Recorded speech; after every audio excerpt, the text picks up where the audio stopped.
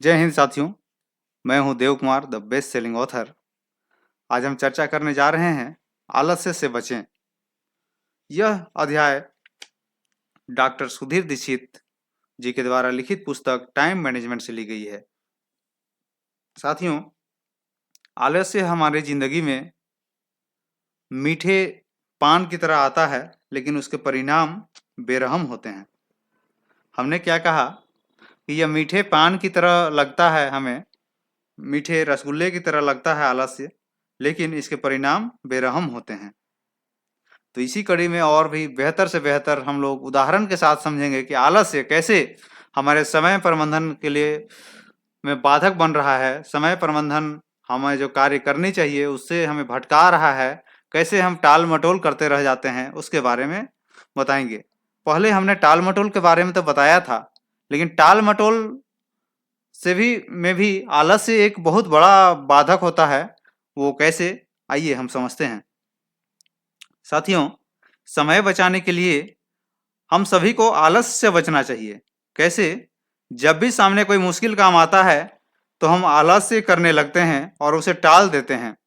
लेकिन टाल मटोल करने के अलावा भी आलस के कई कारण होते हैं। आलस का एक अहम कारण है जिसे अधिकांश लोग अनदेखा कर देते हैं, जरूरत से ज्यादा भोजन करना। वाह, क्या बात हो गई भाई! जरूरत से ज्यादा भोजन करना भी हमारे लिए आलस का महत्वपूर्ण कारणों में से एक है।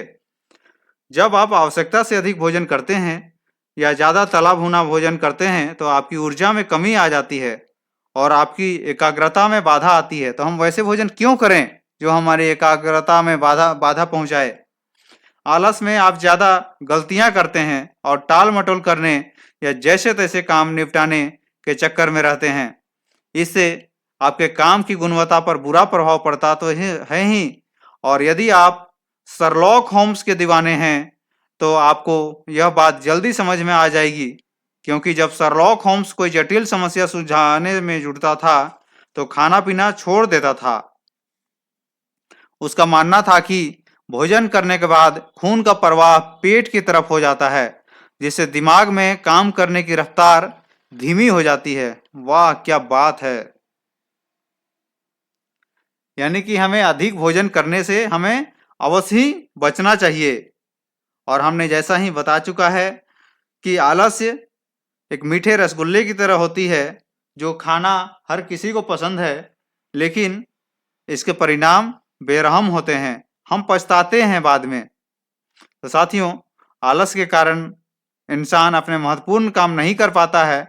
इसलिए अपनी ऊर्जा के स्तर को बनाए रखें और आलस्य नामक महारोग से हमें अवश्य बचना चाहिए। खाने के बाद कभी किसी ने कम खाने पर अफसोस नहीं किया। खाने के बाद कभी किसी ने कम खाने पर अफसोस नहीं किया, तो हमें आलस्य तो आएंगे ही ना साथियों। इस प्रकार हमें आलस से बचना है। और किसी ने क्या खूब कहा है, आलस्य वह मृत सागर है जो सभी सद्गुणों को लील लेता है। आलस वह मृत सागर है जो सभी सद्गुणों को लील लेता है। इसलिए हमें आलस से बचनी चाहिए। और समय प्रबंधन के ऐसे ही नुस्खे जानने के लिए आप हमसे जुड़े रहें साथियों। बहुत बहुत धन्यवाद।